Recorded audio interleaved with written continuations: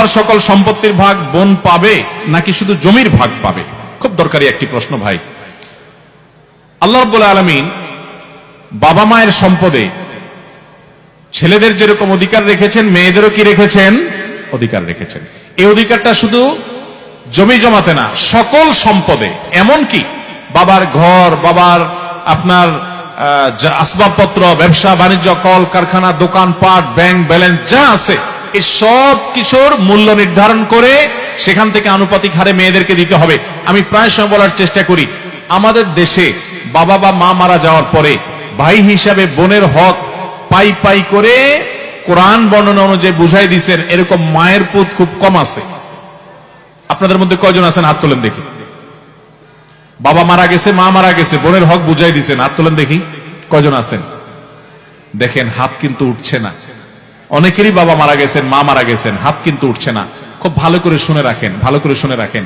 রাস্তায় যদি দাঁড়ায় ডাকাতি করেন পিস্তল হাতে নিয়া, ছুরি দিয়া, এতে গুনাহ হবে। ডাকাতি ভয়াবহ অপরাধ।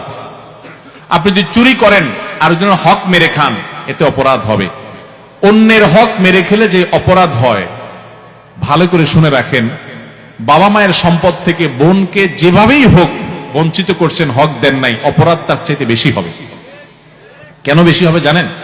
কারণ এখানে আত্মীয়, রক্ত সম্পর্কীয় আত্মীয়ের সাথে যেখানে সুসম্পর্ক বজায় রাখা দরকার, সেখানে উল্টা তাকে আরো অধিকার থেকে নষ্ট করেছেন, বঞ্চিত করেছেন, তার অধিকারকে খর্ব করেছেন। এর জন্য আপনার আল্লাহর কাছে জবাব দিয়ে আরো বেশি করতে হবে।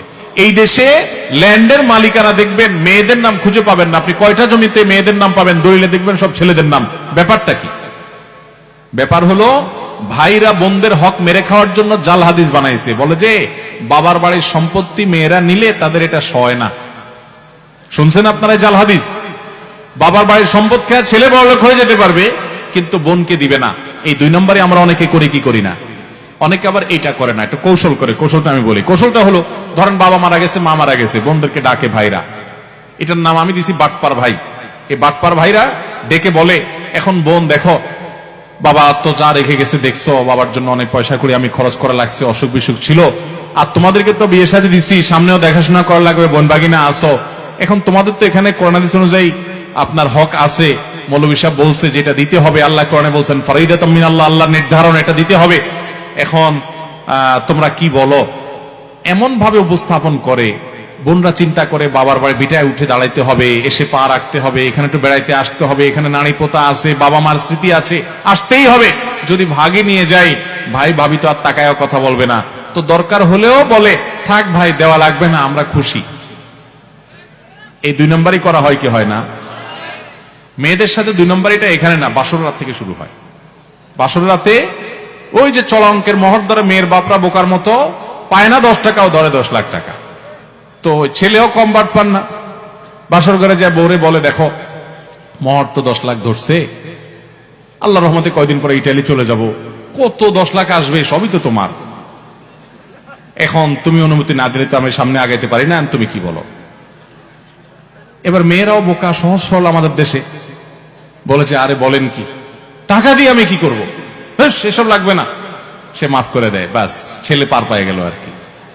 এই বাটপারি মেয়েদের সাথে ওই বাসর রাত থেকে শুরু হয়, বাবা মার সম্পদ পর্যন্ত। ফুফু হয়ে গেছে, কয়জন মায়ের পুত আছেন বলতে পারবেন? আমার দাদা সম্পদ দেয় নাই, বঞ্চিত করছে, চাচারা দেয় নাই, বাপেরা দেয় নাই, আমি ভাতিজা হিসাবে ফুফুদেরকে ডেকে হক বুঝাই দিছি। এরকম আছেন মায়ের পুত? খুব একটা নাই এ দেশে। ভাইরা আমার, নামাজ পড়তে পড়তে কপালে দাগ ফেলানো এটা সহজ, রোজা রাখতে রাখতে পেটকে ক্ষুধার্ত করে ফেলা এবং পিঠের সাথে লাগায় ফেলা সহজ। অনেক আমল করা এদেশে অনেক সহজ, কিন্তু বাবা মার সম্পদে বোনদের অধিকার কোরআনের বর্ণনা অনুযায়ী পাই পাই করে বুঝাই দেবো, 1 ফোঁটাও রাখবো না। তারা না নিলে জোর করে দিব এবং দেওয়ার সময় বলবো, বোন এটা নিতে তুমি হেজিটেশন করো না, তুমি এটা নাও। বাবার সম্পদে তোমার ভাগ নেওয়ার মানে এই না যে তোমার সাথে আমার সম্পর্ক শেষ হয়ে গেল। ভাই বোন, ভাই বোন রক্তের সম্পর্ক চিরকাল থাকবে। এই ভিটা তোমার, চিরকাল আসবা, বাবা মার স্মৃতি, এখানে তুমি সারা জীবন আসবা, আমি তোমার বাড়িতে যাব। এই হক নেওয়ার সাথে তোমার সাথে আমার সম্পর্ক শেষ হওয়ার কোনো সম্পর্ক নাই, তুমি 100 বার আসবা, এটা নিয়ে যাও। এরকম বুক ফুলায় বলার মতো বাই হওয়ার চেষ্টা করবেন তো ইনশাআল্লাহ। মনে রাখবেন, অন্যের হক মেরে মানুষ কখনো পয়সাওয়ালা হয় না ভাই। এই জমিন রেখে চলে যেতে হবে। হাদিসে আসে নবী সাল্লাল্লাহু আলাইহি ওয়াসাল্লাম বলেছেন, 1 বিঘত জমি যদি আপনি মেরে দেন, 7 তবক জমিনকে আল্লাহ তাআলা আপনার গলায় ঝুলিয়ে দিবে, কত খাইতে পারিস খা, আযাব হবে। দুনিয়া থেকে নিতে পারবেন না কাপনে কাপড় ছাড়া কিছু, সব রেখে যেতে হবে। কাপনে কাপড়ের পকেট নাই, কাপনের কাপড়ের পকেট নাই, কিছু নিয়ে যেতে পারবেন না, সব রেখে যেতে হবে।